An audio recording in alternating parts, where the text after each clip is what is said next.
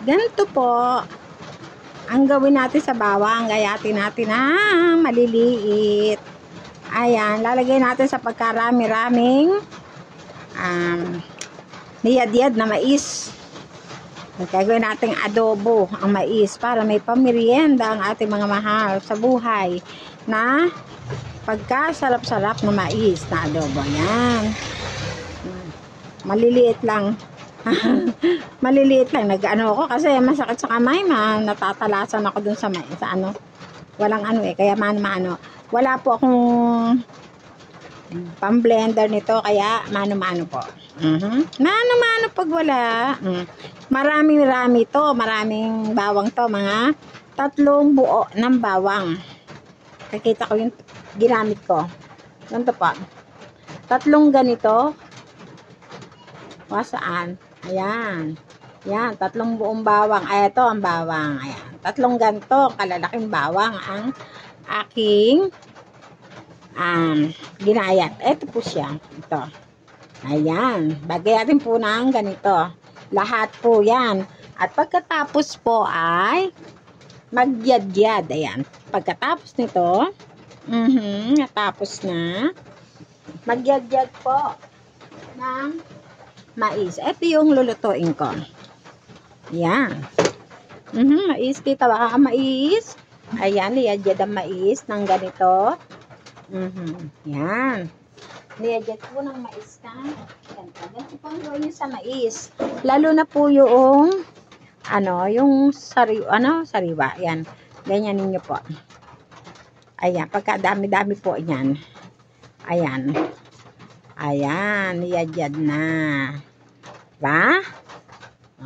Niyad-yad ang mais ng ganyan para maging ganito ang itsura. Ayan na. Mag-isa po tayo ng bawang. Painitin muna natin ang mantika.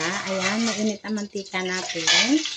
At pagkatapos ay ilagay na natin yung ginayat natin. Yung init na yan. Lagay na po natin ang pagkadami-daming bawang. Para masarap ba? Ayan. Para masarap. Mag-isa ng bawang. Purong bawang ang ating iginisa. Purong bawang yan. At pag pumula-pula na, hintayin lang natin pumula-pula. Ayan, hintayin natin pumula-pula yan. Okay. Ayan. Ayan, pumupula-pula na yung bawang natin. Ayoko naman masyadong masunog yan. Kukuha ako ng babawas ako ng kaunti para ayan. Babawas ako ng kaunti para mamaya pagluto na lalagay natin sa ibabaw. Ayan. Nandito na yung aroma ng bawang sa kawali. Naaamoy ko na. Naamoy niyo ba? Ilagay na natin po itong niyad-yad dahil umusod. Niyad-yad na mais. Ayan, pagkadami-dami. Ayan. Napagkadami-dami. Yan po ay yad na.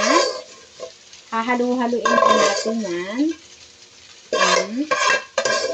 Para mag-isa-gisa. Ayan, halalo.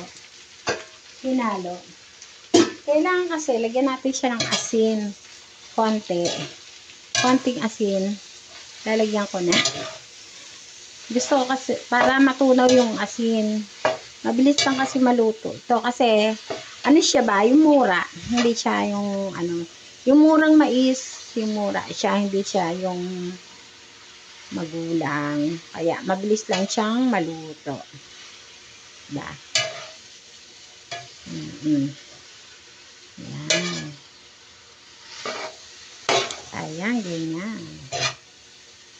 Ngayon, lagyan ko ng 1 kutsarita na asin. Kahit anong klaseng asin, pwede niyang lagay dyan. 1 kutsaritang asin para matunaw. Matunaw na siya. Para umano na yung, kumapit na sa kanya yung lasa. Habang ganyan. Yun lang, bawang lang ang ating Ngayon, pagkaluto niya, kung gusto niyo lagyan ng toppings na barbecue powder, garlic powder, pwede. Pero diba, nagtira nga ako ng garlic na prito kanina, crispy garlic. Yun ang ilalagay ko. Ngayon, meron, nakabili kasi ako ng isang araw ng cheese powder. Yun, nakabili ako ng cheese powder. Lalagay ko rin yun. Ayan. Ligay niya na. Naprito, napakabango. Ang mga bango. Kaya, kahit hindi mo gustong kumain, mapapakain ka. Maamoy mo lang to. Tingnan natin nga kung magugustuhan ng kapitbahay mamaya-maya. Magtatawag tayo ng kapitbahay kasi, syempre, hirap na. Ayan. Ayan, hinalo-halo ka nga ngayon. Para siya ay maluto ng totoo. Maluto ng totoo. Lumambot ng ayos. Maayos na lumambot na magandang pagkakalambot. Lagyan natin ng tubig. Dito na lang ako sa kuha ng tubig. Tupperware. Hindi naman kailangan marami tubig. Konting tubig lang. Mabasa lang siya. Kasi kailangan matuyo yun. Kailangan hindi masyado maano. Ayan. Pagkatapos, iwanan natin mga ilang minuto. Ayan. Hindi ko natatakpan to kasi parang dumami yung nilagay kong tubig para mag-evaporate. Diba? Ayan, ganyan lang siya. Pabayaan natin siya. Medyo nilakasan ko ng konti yung apoy kasi may mais na nga pero kanina medium lang. Baka masunog yung bawang. Natatakot ako. Lagi na lang sunog ang luto ko. Mula nung ako'y nag-FB at ako nagluluto, lagi na lang sunog. Buti na lang. Nagagawa ko ng paraan. Kinukuhit ko yung ibabaw. Ay papaano na. Kawawa na yung mga alaga. Puro tutungan na sa kanila, diba? Yung amin yung ibabaw, kanila yung ilalim. Ay, nakaranas ba kayo ng gano'n? Naranasan nyo din yung gano'n? Ayan. Habang nagluluto, dumadaldal.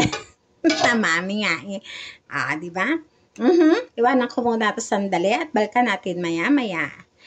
Hindi pa, lalagyan pa natin ng asukal para tumamis-tamis. Pero yung iba hindi naglalagyan ng asukal. Pero ako maglalagay ako ng asukal mamaya. Pagka lumuto-luto na kasi baka masunog na naman, didikit yung asukal sa kawali. Lalong hindi maganda, masusunog na naman. Ngayon, ang mami ay nag-adjust. Mami ay nag-adjust.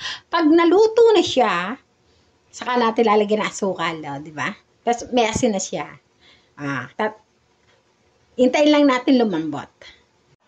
Ayan, diba? Ayan, natuyo-tuyo na. Pagkatapos ng ilang sandali, ang dali lang maluto. Tuyo na, wala na yung tubig na nilagay natin kanina. Diba?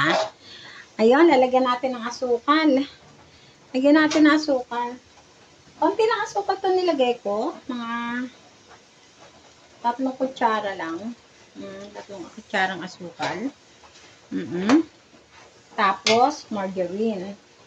Lagyan natin ng margarine. Pag natunaw-tunaw na yung asukal, lagyan natin ng margarine. 3 kutsara rin na margarine. Diba? 3 kutsara rin na margarine. Nakaba ito yung margarine ko. Diba? Ayan. Haluin lang natin para matunaw-tunaw yung asukal. Luto na ito Luto na. Yan na. Tututong na yung gilid. Ayan, luto na. Nilagay. Ayan.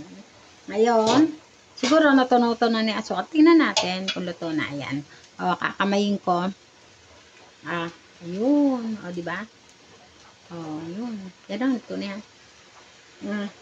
Natin yung margarine. 3 kutsarang margarine din. Matamis, maalat. Maalat na matamis. Matamis, maalat. Ayan. Hindi ko nilagyan ng maanghang to kasi Gawa ng mga bata, siyempre, yung mga mami na lang mag-adjust. Kung gusto nila na maanghang, iba, diba? Yung iba gusto natin maanghang. Tapos, yung mga bata hindi makakain. Diba? Kailangan yung bata makakain. Ayan. Ayan. Tagal matunaw ng margarine. Yan, matunaw-tunaw na. Yan, natunaw na yung margarine. Para sa magandang result, talagyan natin ng bawang sa ibabaw. Ayan, may bawang na sa ibabaw at pinatay na ang apoy. Ngayon ay magbigay. Magbigay sa kapitbahay, di ba? Eto na. Kumuha lang ako ng pinggan yung pinaglagyan natin kanina ng mais. Bibigay tayo sa kapitbahay. Tingnan natin kung masasarapan kasi sila dahil wala pang magmimerienda dito. Ako pala ang sa bahay, nagpapasok pa mga bata. Eto, yan, ganyan. Patitikman natin sa kapitbahay natin gising. Maghahanap tayo ng kapitbahay na gising. Ayan. Ayan, diba? Tapos, bigyan natin ng yan, maganda ba? Bigyan natin siya ng kiss powder. Try natin kung magugustuhan. Ayan na, sa labas. Sa kapitbahay, binigyan ko na siya. Tapos, gusto mo ba nito? Kung cheese, gusto mo lagyan? Ayan. Lagyan natin ng cheese flavor, ayan. Kasi di ba may bawang. Ngayon, kuha ko ng kutsara. Patignan natin kung magugustuhan. Pinakuha ko ng kutsara. Pinakuha ng kutsara yung neighbor. Ito lang ang gising yung neighbor. Tignan natin kung masarap. Masarap.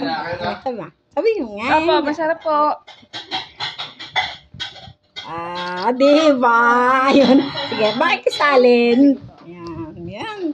Sarap daw.